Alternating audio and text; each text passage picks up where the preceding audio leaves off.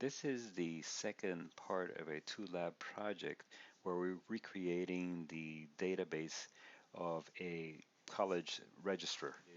In the first lab, we created a series of tables, and I'm going to walk through briefly through these tables and describe them. Now, as we review the tables, just keep in mind that we're trying to create a robust database. In a robust database, we create a series of tables. Each table describes an entity. So what we're going to find inside of a table is going to be fields that are associated with the particular entity, in this case, a course. So we have a course ID, subject, course titles, description, and credits. We don't have information here related to the days of the week the courses are given or who's the professor, because these courses can be taught by different people and different days of the week and in different semesters. So that is going to be moved on to another table. Later on, we can see a table, associated table called sessions. And in the sessions, we have information regarding to the particular session. And we have a session ID and a course. Here is if you notice, we have the first two records that we have or sessions related to a particular course. In this case, the course is called CTA 100. However, these are session records, so we don't have any information regarding to the course description or the number of credits that is part of the course entity, and we saw that in the course table.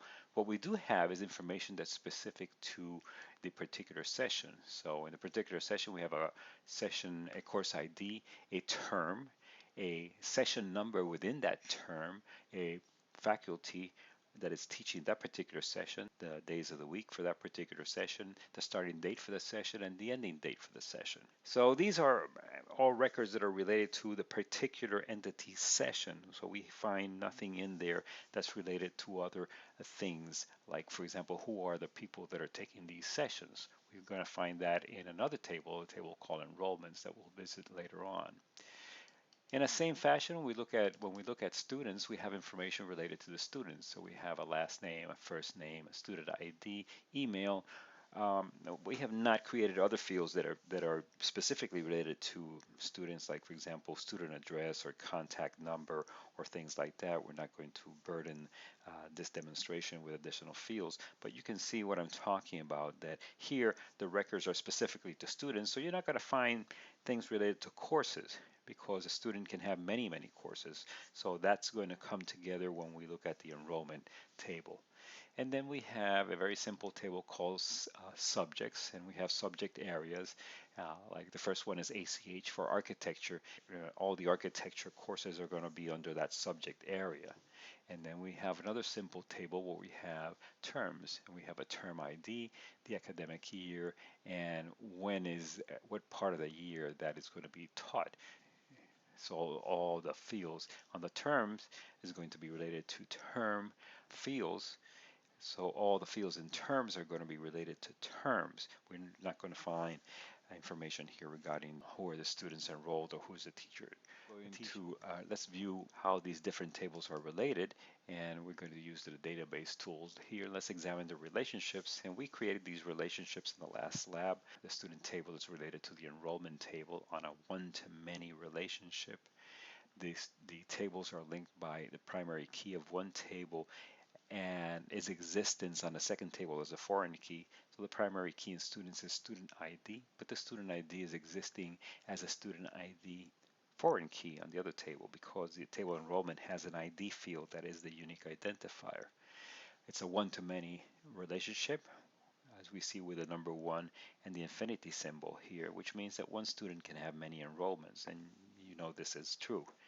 Over here we have sessions, and in a session we have session ID, which is the primary key, and the sessions are related to courses in terms and who's the faculty teaching, the days of the week, the start and the end dates of that course, of that session. As you can see, sessions have many enrollments, as one in session can have many students enrolled on it.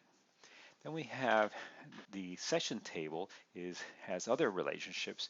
For example, you can see the session is related to courses. The course ID in the courses table has a corresponding field that is a foreign key on the sessions table. So we have course ID in courses related to the sessions, the course ID, and then terms, we have the term ID in the terms table is also represented with a corresponding field in the sessions table.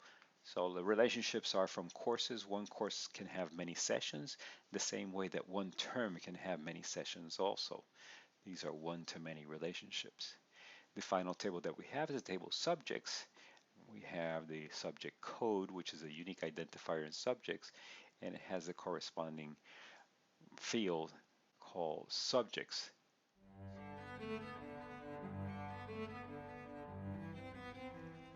So our first task today is we're going to rename some of the fields that we've used in when we created the tables in our last lab. We're going to start with the enrollments table. So I'm going to go enrollments, and here are the enrollments. We have nobody enrolled now. We haven't done that yet.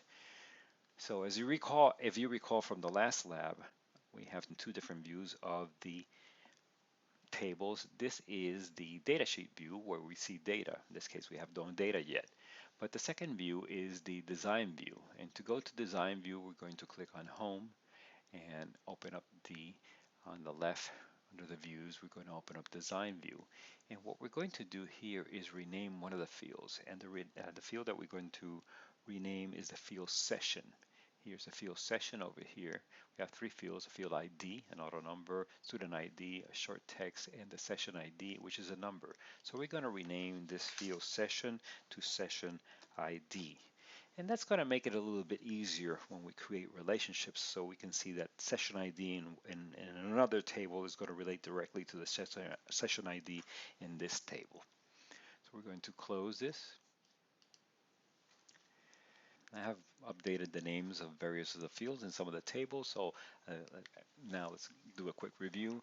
In the enrollments, I changed student field to student ID. In the sessions, I changed the course field to the course ID, the terms field to the term ID. I went to courses and I changed the subject field to subject ID, and then I went to the subjects table and I changed the field subject code to subject ID. These changes were made in the table. When I do those changes on the background, Access will automatically update the relationship report that you see here with the new name, so you don't have to go to two different places to rename those fields.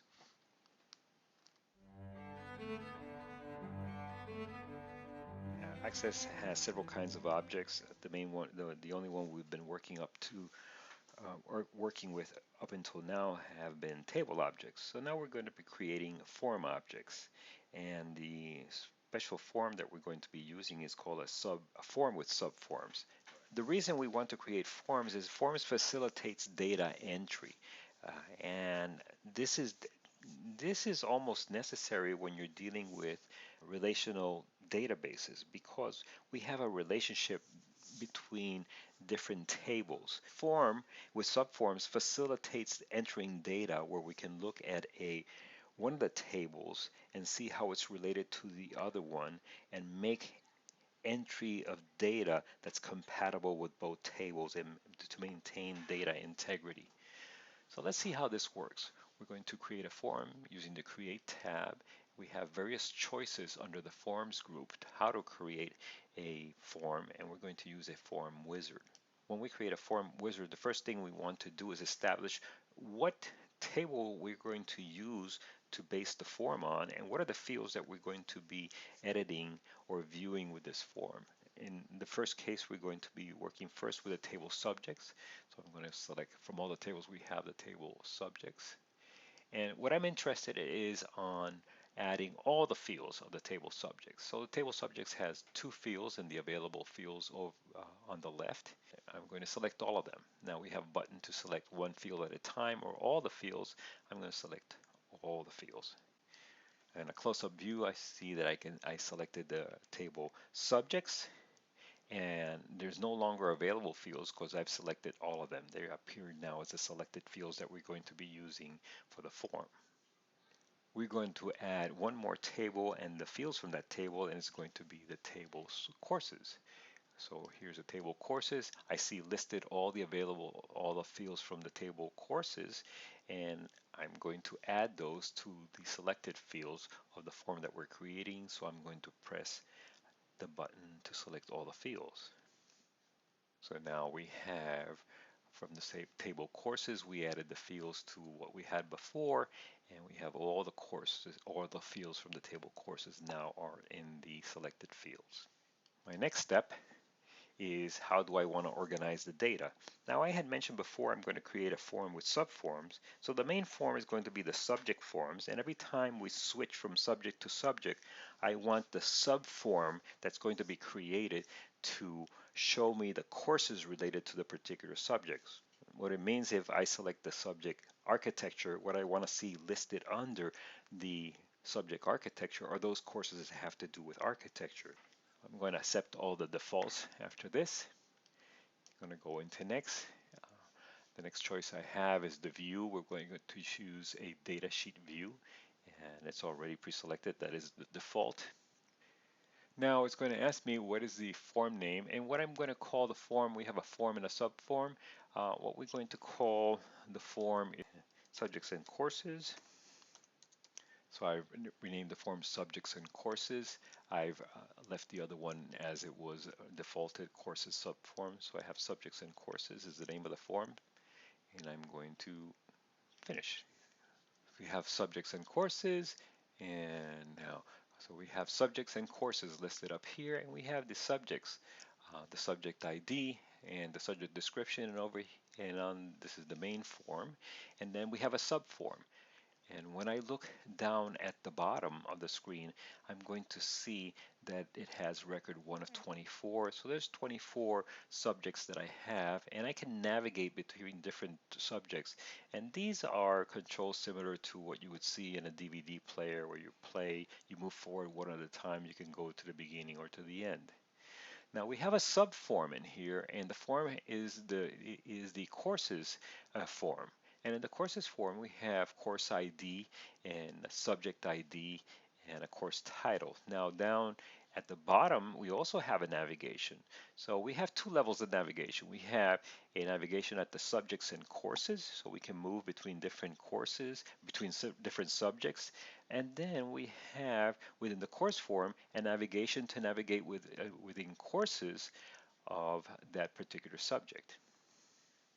What we're going to do is rearrange these fields in a particular order. So we have the first field that I see is course ID and subject ID. What I want to do is take this subject ID and I'm going to click and drag this course over to the left.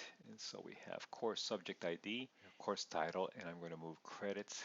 I'm going to click on credits and then I'm going to drag it to the left. So the form has subject ID, course title, credits, and description. You notice that the fields we have a lot of space allocated to some fields and that are small and hardly any space to other fields that are not. So what I'm going to do is resize the fields so that they fit better in the form. I'm going to select all the fields except the last one, which is description. So I have the first one, and I'm going to select credits also.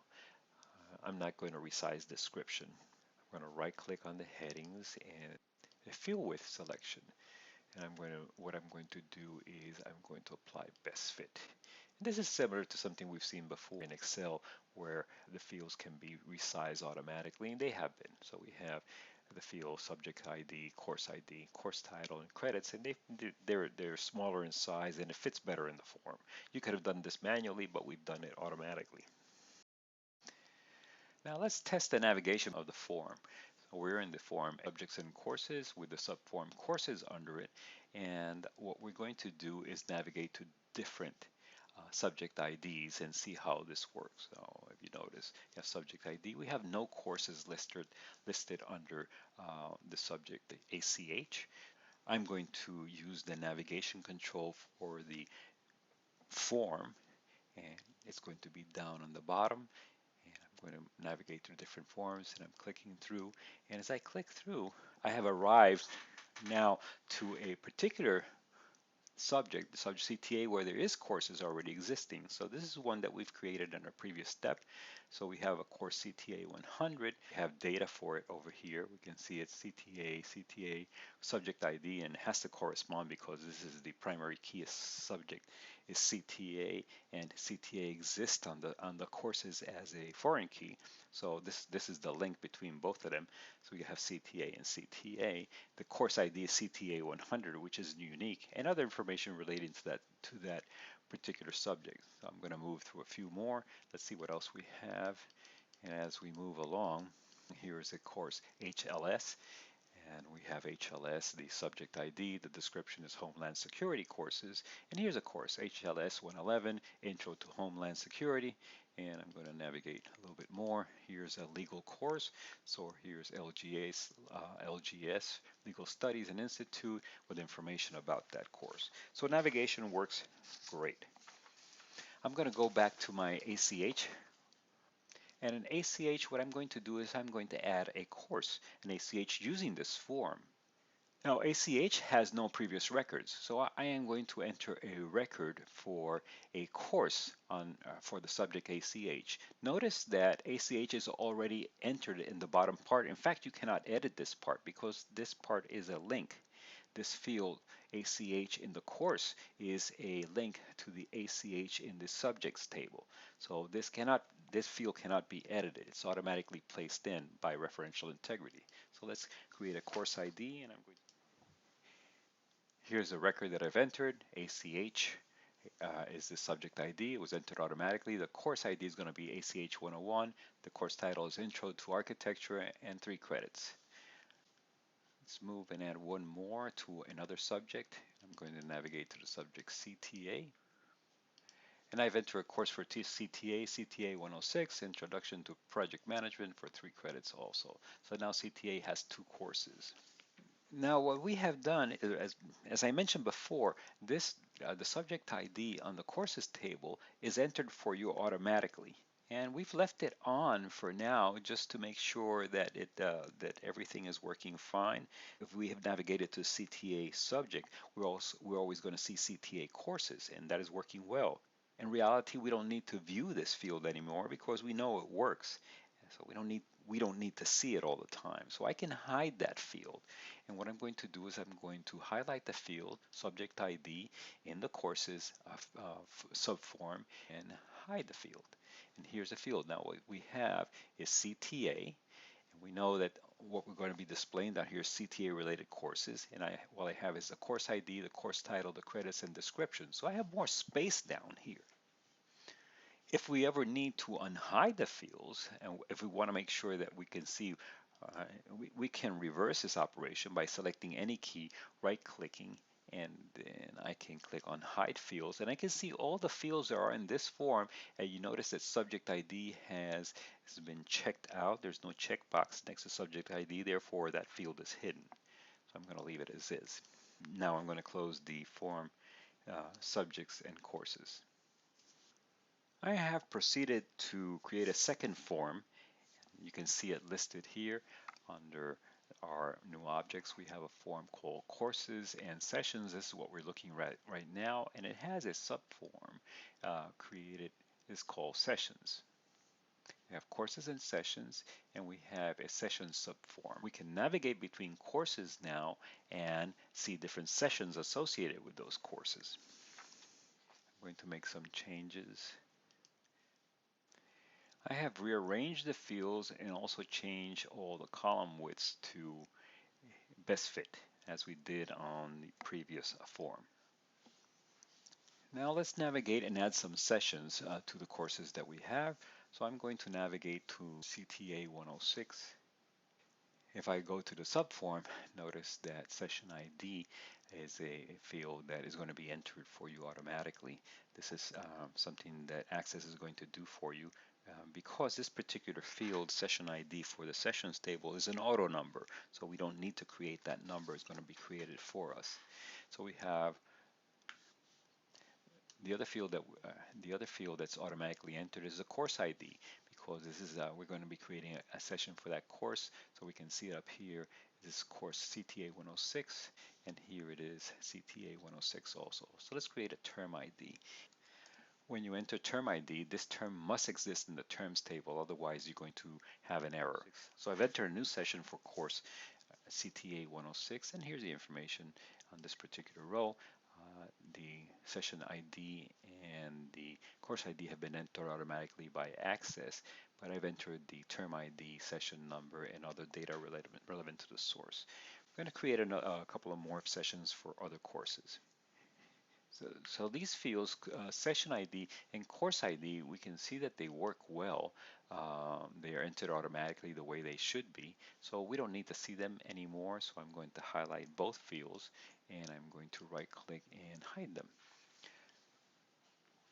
I'm going to close the courses and sessions form and subforms.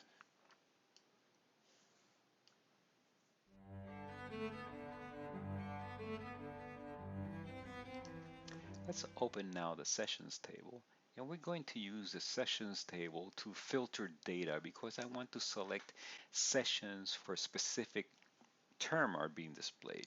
To do that, we're going to go to the term ID and going to click on the down arrow next to it, and there's a selection of all the fields that exist, all the values that exist in that term. I'm going to clear the whole list, and I only want to have the 2016 SP selected. And here it is, 2016 SP. Notice that next to the term ID, I have a little filter symbol over here that tells me that this whole table is being filtered by the values in this particular column. Next thing I want you to do is look at the session ID and take a pencil or a paper and write down these numbers, the session ID 8 and 9, because we're going to use this session ID to enroll students in a little bit. So write down the value, whatever value. This value is going to be different on your database depending on the number of courses you have and sessions you've created. In my database, it happens to be the number 8 and 9. So I'm going to record that number. I'm going to use that later on. I'm going to close the table, but don't save the changes because the table is being displayed as a filter and we don't want to save it as a filtered table. We want it to remain as it was unfiltered, so I don't want to save the changes. So what I'm going to do now is enroll a student on those particular sessions. So I'm going to go to my students table and I'm going to open up a particular student, and let's say I'm going to pick Miss Clarabelle Cow as a student that I'm going to enroll. I'm going to click the plus sign next to Clarabelle's name, and here's session ID. And remember, I had recorded a couple of sessions ID. I'm going to type one of them, that's number 8, and I'm going to add another one, which is going to be number 9. So now I have enrolled Clarabelle in 2 sessions, and I wish Clarabelle the best in her studies.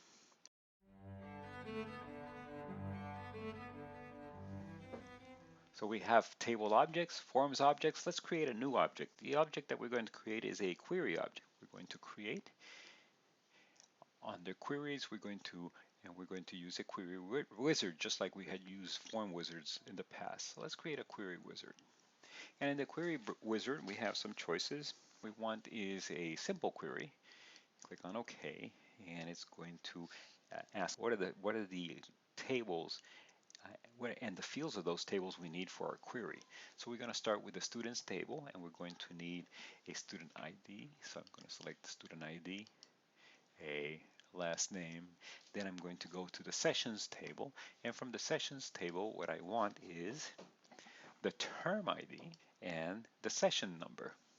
And the third table I'm going to use for this query is going to come from the courses table. And from the courses table, what I want is a course ID and the number of credits for that course. You can start seeing now that we have a complex query going on where we're combining information from 3 different tables into one query. Continue clicking on next until you ask what is the query name. I'm going to give it a name.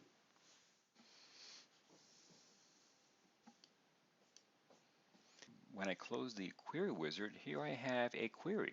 And what I have is all the enrollments I have to now. I've only enrolled one student, and I have the student ID of that student, the last name, the first name, the terms of where that student is enrolled, the sessions of those terms, and what is the course. So we have, and the number of credits on that. So we've only entered two enrollments, a student being enrolled in two different sessions, and here's the information we had from before.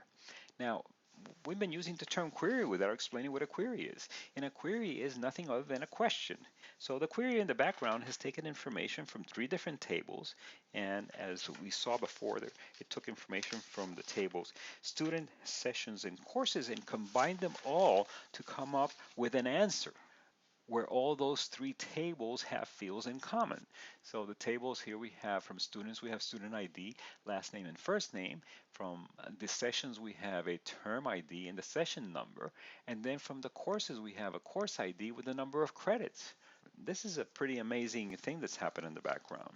In the background, actually, what's happened is that Access has, in the background, created a complex query or a question using a language called SQL, and you have seen the term SQL in the chapter related to the databases, and SQL stands for Structured Query Language. If you ever wanted to see what is the language that Access has created in the background, open up a query like we've done here, go into views, and in views with the past we've seen data sheet view and design view, but here we have another view that we haven't seen before, SQL view. And when we open the SQL view, what you're going to see is the language associated with that query. As you can see, Access has been very busy in the background creating all this huge statement to produce that database result that we saw before.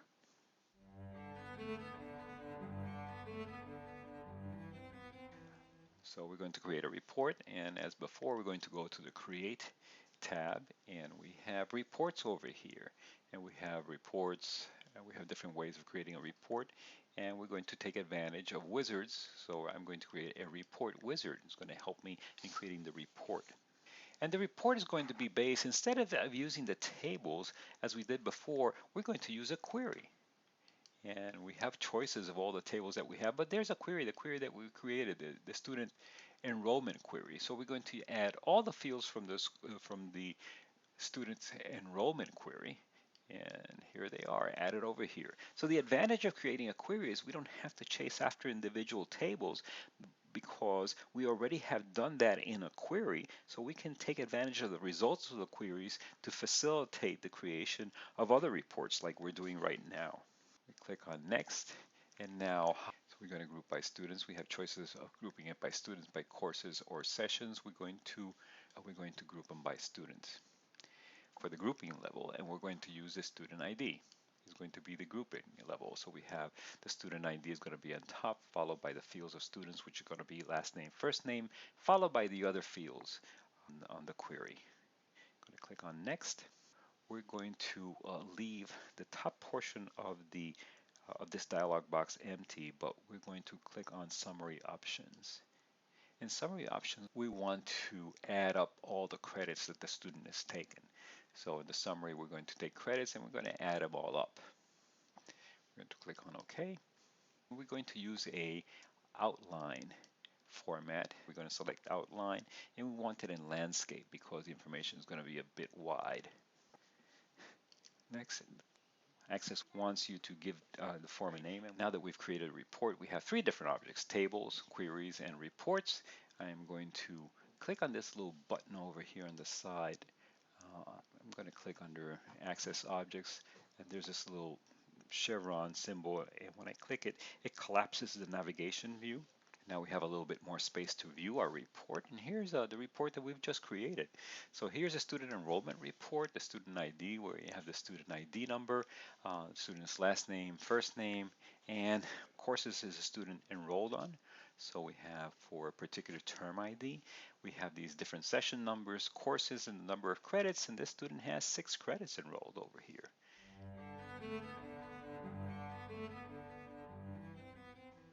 The very last thing we're going to do now is take our report and create a PDF file. To export the report, make sure that you have selected reports on the left-hand side of the navigation.